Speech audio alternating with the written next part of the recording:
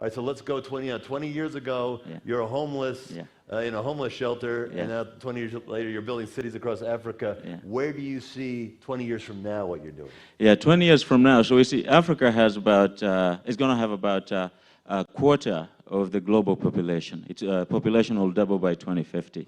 Yeah. And where we see ourselves, in 2050, we see ourselves being able to move about 800 million people on this continent out of poverty. 800 million people in Africa out of poverty by creating, jobs, over the continent. And look at the opportunities we have in Africa today. Yeah, so we have the Africa Free Trade Agreement.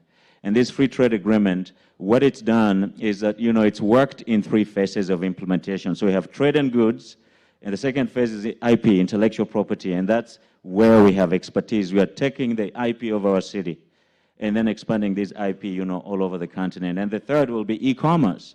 So when we get there by 2043, the implementation of that, we're expecting, this continent to be the leading continent in the world in population, in development, and in growth. And we are in the driver's seat leading that now. And we want the Forbes team and the entire continent of Africa and the world, to be able to join us into that. All right, can we do that 20 years from now? Let's do it. Thank you.